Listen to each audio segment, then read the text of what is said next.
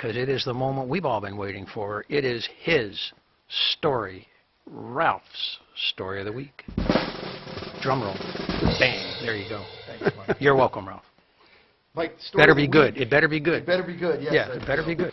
The story of the week is headlined, Mayor Proposes Using Reserves to Offset Cuts, and it appeared in the Record Journal on April 1st.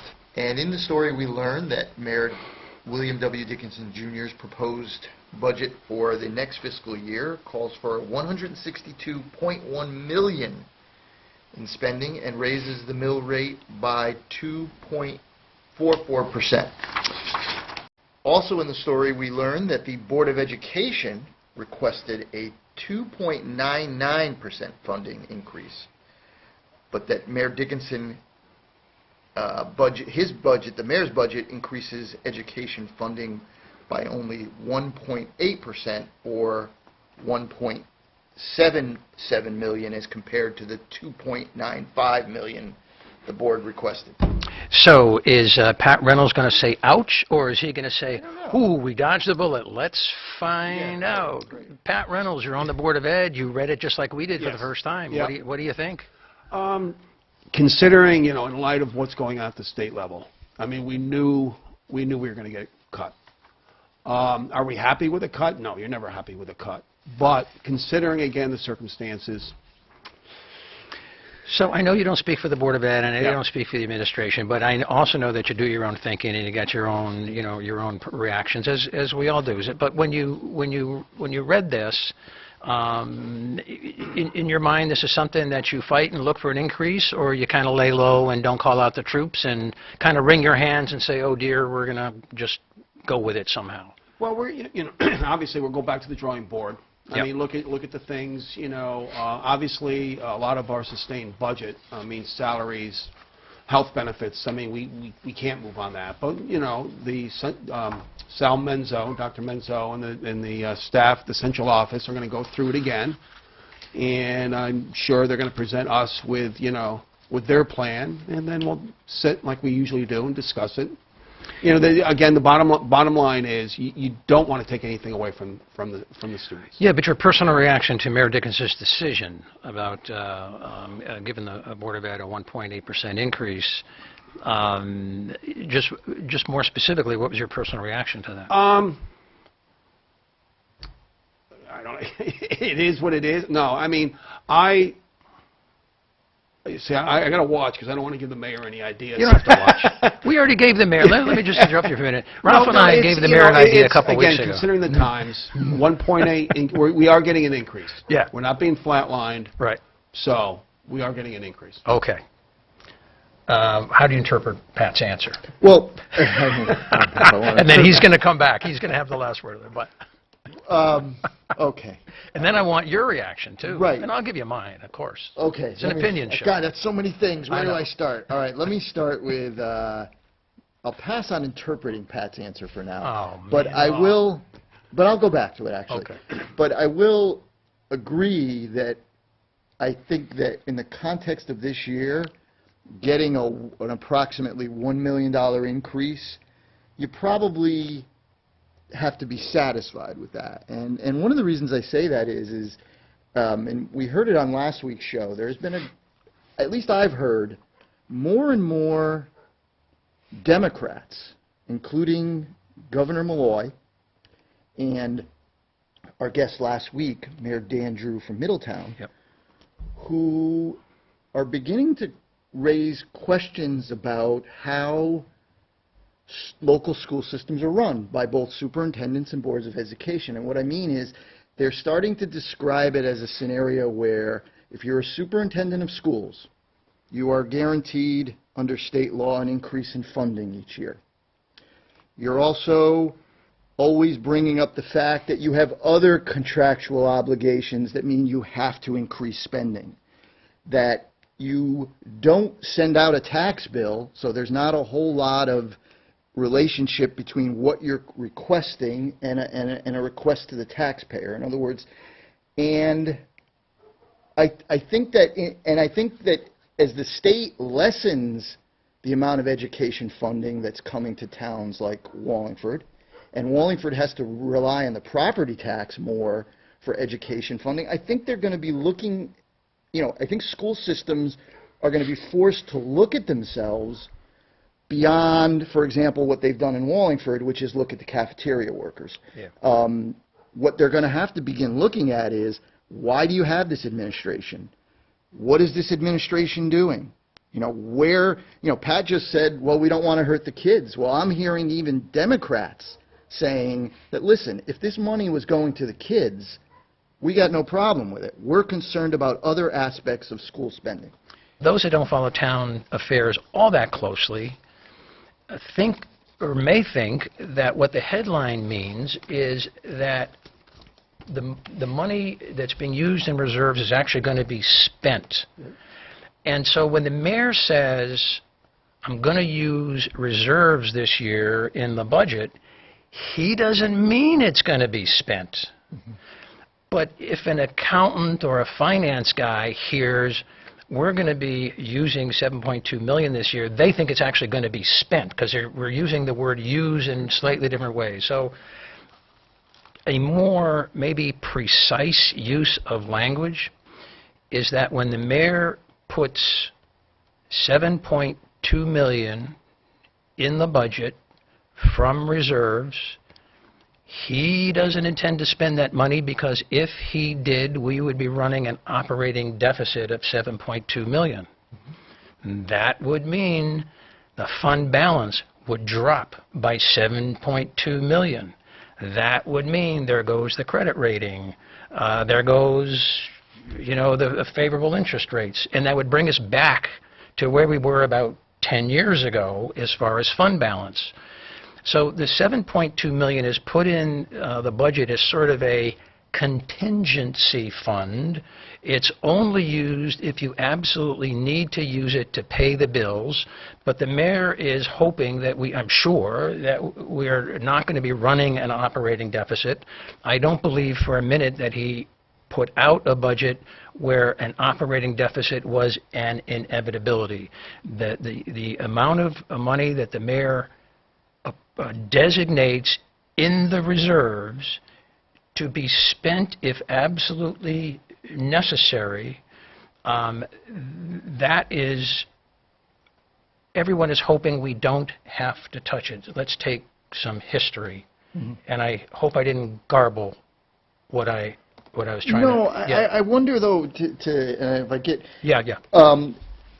Maybe what you need to look at is the operating budget. Most people have a checking account that Sure. they use for their operating expenses. And then sometimes what you have is you have a savings account.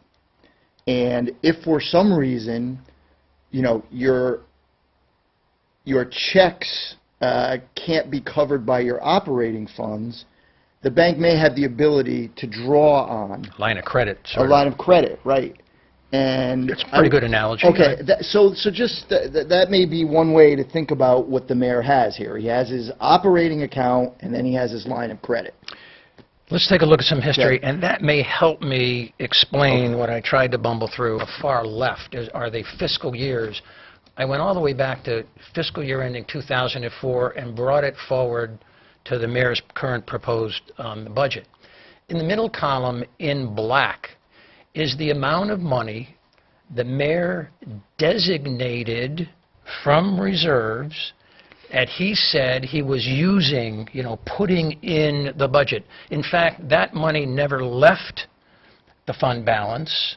It stays in the general fund until it's absolutely needed to cover an operating deficit. But look at all the millions of dollars that the mayor designated in budget after budget after budget as a revenue, basically. So we begin in 2004, it's $5 million plus, and it's in that range, $5 million, $6 million. Now, what's different this year, it's the first time we see a 7.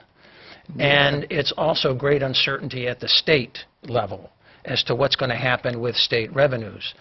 But the question I answer in the far right column, and that is what was actually used from reserves, we can see that in 2005, we ran an operating deficit of 787, and so that's what came out of reserves, not the 5,500,000. In 2006, if you let your eye fall on that line, 6,900,000 was designated, or the mayor designated 6,900,000 in reserves. People may have thought, well, he's using reserves. Right. That's preciously close, right, to this year's number? Right. And that year, in 2006, the town ran an operating deficit of 1,742,000. And so that money, but only that money, Right. was used from reserves. But look at all the years that no money was actually used from reserves because we had surpluses. And in more recent history, from 2011 on, and actually 2010, was a pretty good year. That's pretty close to break even, a small deficit of 406,000. I would, Right. That's pretty much hitting the break even point. So starting in 2011, not a dime, I may have slurred my words, not a dime had come out of reserves and spent to pay the bills. But that amount of money goes in because that's the personal style that the mayor likes to use when he crafts his budget. This is the history of surpluses and deficits going back to 2004. And we may do this on another show. We put those two slides side by side. The amount of money coming out of the general fund is in the exact same amount as the operating deficit in those years we ran operating deficits. Right. So that sort of proves it as a matter of accounting history. Right. So if one is thinking, oh, this year, 2018, we're going to be using 7.2 million out of reserves. No, that's more untrue. Right. That's more untrue than true. The mayor, Vinnie Cervoni, the town councilors would never concede that they are calling for an operating deficit, even though they vote for budgets that allow for huge operating deficits, because every dollar that the mayor designates in reserves could legally be spent. So the mayor in the latest proposed budget is designating 7.2 million from reserves. That money could actually be spent legally, and our fund balance would drop by that amount. Okay. Over the last 10 or so years, the fund balance has grown by about 7 million, rounding a little bit. So if we drop 7.2 million in 1 year, it'd set us back about 10 years. Right. Your thoughts? The column of numbers that shows the designated reserve, the larger numbers there. Yeah, in the middle column. Middle column, thank you. Sure. As you pointed out, in 2006, 2007, 2008, 2009, 2010, the mayor is close in terms of the amount of reserves he designates to this year. I mean, it's not that far off. So why did you make it a headline? Why right. did you put No, it on the you're front right. page? No, I agree. Why did you do that? I agree. Because right, you're right, and I think we have to go back over this. But just so people know, the mayor is saying that it's a financial tsunami this year. But was there a financial tsunami in 2006? Yeah. The other thing I think real quickly, if I can do it, is just so people understand why the reserves aren't used, so that the middle column has a number and there's zeros to the right. Because that number in the middle, what happens is that either through a combination of the mayor underestimating revenue and overestimating expenses, he's reached at least that number. Exactly. And so that also is a number that can show you what some people may say is money that the mayor took from you in taxes that maybe he didn't need to take it all. I would agree with that about 80%. I think you're on the right track, absolutely.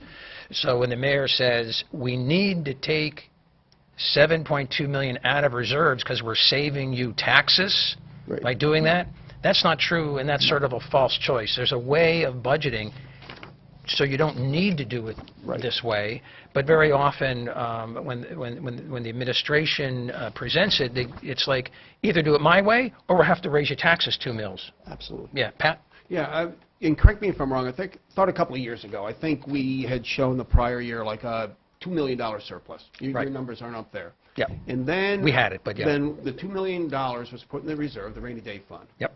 Yet the following year's budget, it was approximately about a $2,000 million deficit. So they raised taxes to cover it. No. So the last known number is 2016. That's the last audited number. We had a surplus of 1,679,000. The year before that, it was a surplus of 2,007,000. The year before that, surplus, a surplus, a surplus. You got to go all the way back to 2009 to find your first deficit, and that was the most recent year, 2010 was the last year a dime was taken out of the reserves to cover expenses. Yeah, but what I was getting at, because Yeah. you see all that, and it might be 2015 I was thinking about, so we had a $2 million surplus. Yes. But didn't we have to raise taxes the following year to cover Oh, sure. the budget? So couldn't they have just taken that surplus of it, $2 million, Yeah, if you're on moved it the over to the following year? Well, this was an effort by Jason Zandri which failed miserably. I think it was last year. He wanted to take money out of reserves, and there was sort of a convoluted motion that didn't work. But the idea was to reduce the revenue coming in from taxes and use reserves instead. If that had come true, next year in January, there will be an operating deficit of $2 million, and it'll be called Zandri's operating deficit of $2 million. If you or a Democrat or an independent want to use reserves, you've got to run a deficit. So take that political risk if you want, and be honest about it. I want us to see a deficit next year. I want to run a deficit next year by amount of $2 million. All in favor, raise your hand. There's going to be very few people raising their hand.